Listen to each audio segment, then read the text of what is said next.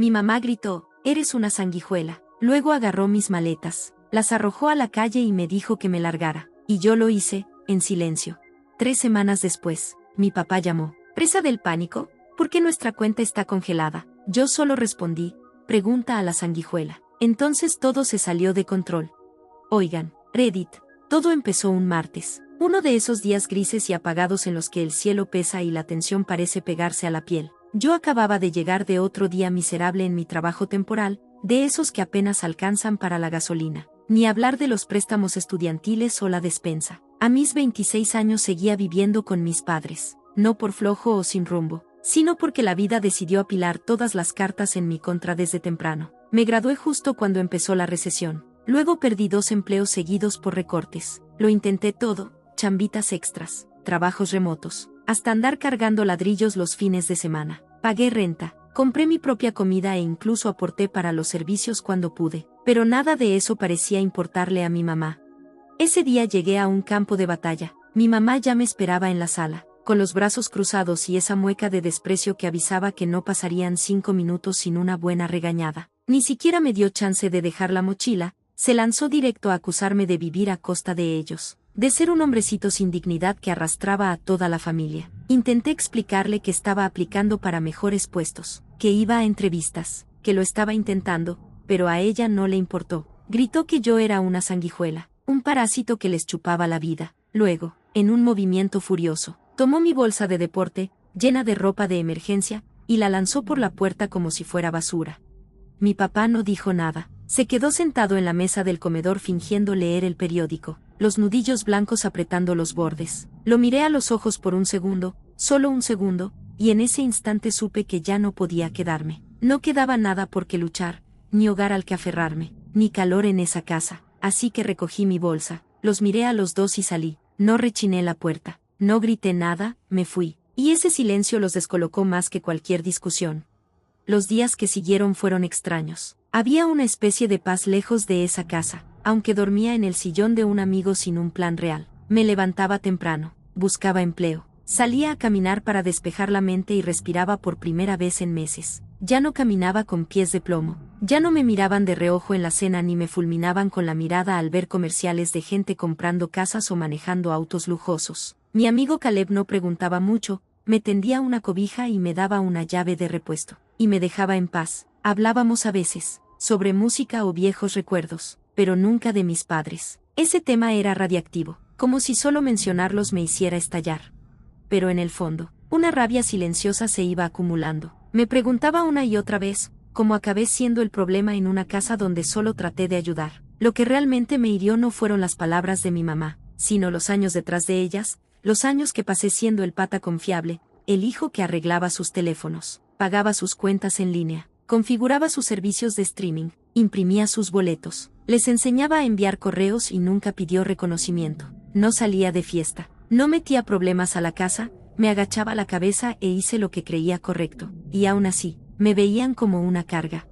Cuando mi hermano menor chocó su coche borracho el año pasado, ellos lo rescataron diciendo, los errores de los hombres. Cuando mi hermana mayor se salió de la universidad y vivió en 3 ciudades en un año, la apoyaron en su búsqueda de sueños. Pero a mí me llamaron sanguijuela por necesitar tiempo para recuperarme de un sistema que promete oportunidades y entrega decepciones.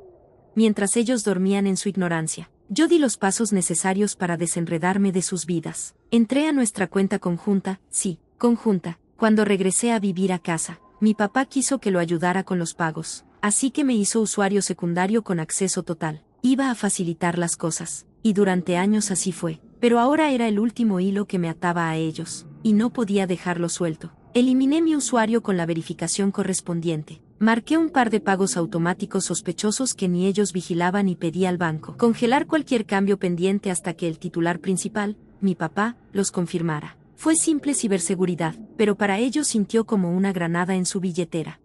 3 semanas después del estallido llegó la llamada. Yo estaba en la cocina de Caleb recalentando unas sobras de pasta cuando mi teléfono empezó a vibrar. Era mi papá. Lo miré, sin decidir si contestar. Lo dejé sonar. En la tercera llamada, simplemente descolgué. Su voz era frenética. Un tono agudo que no había escuchado desde el funeral de la abuela. ¿Por qué nuestra cuenta está congelada? ¿Por qué no puedo pagar las cuentas? ¿Qué demonios hiciste? Pude oír a mi mamá gritar en el fondo, furiosa, acusándolo a él, culpándome a mí, echándole la culpa a todos menos a ella. Lo dejé desahogarse casi 2 minutos y luego, con calma, dije, pregunta a la sanguijuela, y colgué.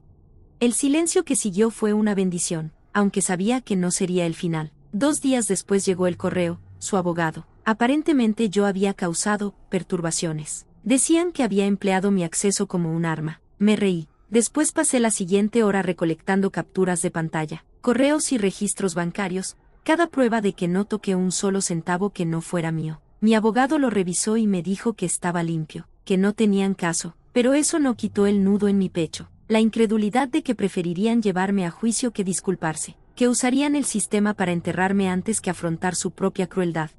Esa noche, me quedé en el pequeño balcón de Caleb mirando las luces de la ciudad y pensando en todos los años que me doblé para ganarme su aprobación, los cumpleaños arreglando el wifi, las veces que escuché discusiones tragándome el reproche por cosas que nunca hice, y aunque ya estaba fuera, no me sentía libre, todavía no, porque algo me decía que esto apenas comenzaba. Ellos me empujaron, y yo finalmente devolví el empujón, pero conocía a mi mamá, no dejaría que esto acabara con silencio, necesitaba destruir a alguien. Y esta vez me eligió a mí. Lo que ella no sabía era que yo me había elegido a mí mismo también, y estaba preparado para lo que viniera. La repercusión llegó más rápido de lo esperado. En un segundo fui el supuesto parásito bajo su techo, al siguiente, el enemigo público número 1, arrastrado por chats familiares, susurrado en cada reunión, pintado como el hijo desagradecido que traicionó a su sangre. Ni siquiera sabía lo rápido que corría el chisme hasta que mi prima Sara me escribió en pánico preguntando si de veras había vaciado la cuenta de mis padres y desaparecido. En ese momento comprendí que mis padres no solo estaban enojados, estaban reescribiendo la historia.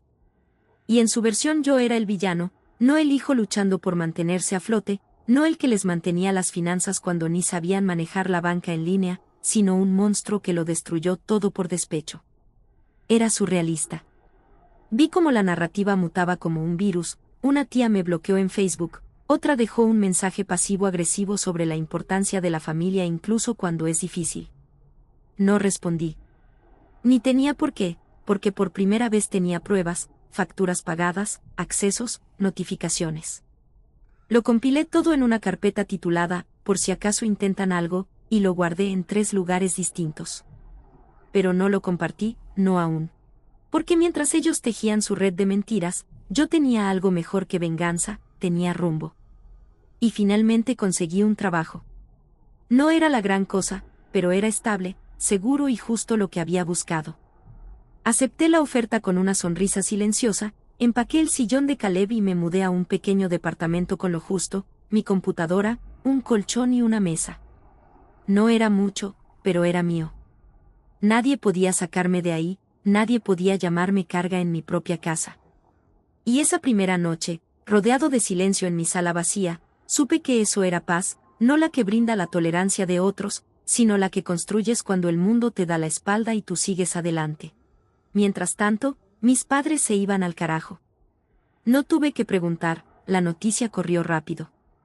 La cuenta empresarial de mi papá estaba ligada a la personal congelada, y sin acceso dejó 2 pagos a proveedores pendientes, su línea de crédito se vio afectada, le rechazaron el contrato de arrendamiento de su coche. Estaban en pánico, ahogados en confusión, y demasiado orgullosos para admitir que el lío era en parte culpa suya. Jamás llamaron para disculparse, ni una vez preguntaron si yo estaba bien. Pero un día algo cambió. Recibí una llamada, no de mi papá ni de mi mamá, sino de mi hermana, esa misma que se reía cuando me daban de baja y me burlaba de mi inestabilidad. Su voz estaba apagada, más débil que nunca. Me dijo, papá estuvo en el hospital, palpitaciones inducidas por el estrés. Se desmayó en una junta con un cliente y lo tuvieron que llevar de emergencia. Los médicos dijeron que tuvo suerte, pudo haber sido peor. Y de pronto, la furia que había cargado en el pecho durante semanas flaqueó, porque aunque él se quedara callado mientras mi mamá me echaba, seguía siendo mi padre. Había sido débil, sí, pero no malicioso, no como ella. Le agradecí a mi hermana, pregunté en qué hospital, y medité si debía ir. Al final no fui, no porque no me importara, sino porque sabía que mi presencia solo encendería otra tormenta. En su lugar, hice algo que ninguno esperaba, le mandé unas flores. Sin nota, sin mensaje, solo lirios blancos, los mismos que él me envió cuando me gradué. Y ese silencio, ese pequeño gesto inesperado, abrió algo. 2 días después, mi papá mandó un texto, sin reproches, sin culpa, solo un mensaje que decía: siento que pasara esto, podemos hablar. Lo miré largo rato. Mi instinto fue ignorarlo, proteger el lugar frágil que había construido. Pero luego pensé en el hombre que me daba billetes de más cuando mamá me recortaba la mesada, en el que me ayudaba con álgebra aunque apenas pasara la secundaria, en el que, sobrio y sereno, me dijo una vez que era la persona más inteligente que conocía. Así que acepté verlo a solas.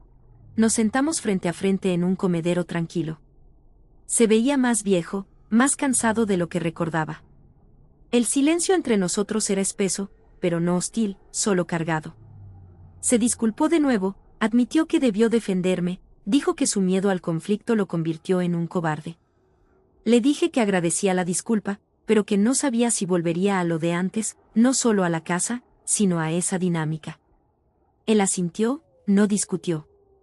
Entonces me dijo algo que lo cambió todo, me contó que después de que me fui, mamá se volvió aún más cruel, se desquitaba con él, con todos, por nada.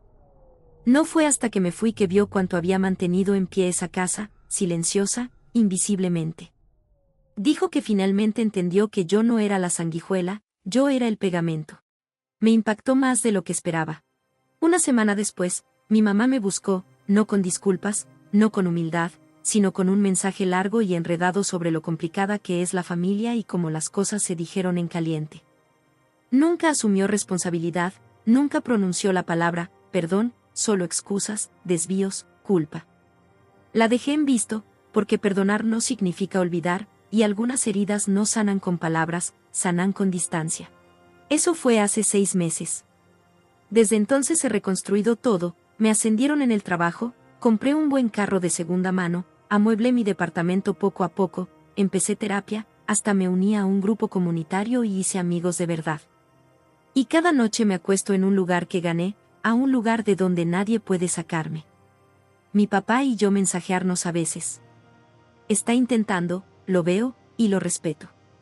No somos lo que fuimos, pero tal vez algún día seremos algo mejor. En cuanto a mi mamá, hice las paces con que quizá nunca me vea con claridad, y está bien, porque dejé de vivir para su aprobación. No soy una sanguijuela, nunca lo fui. Y ahora, por fin, soy libre.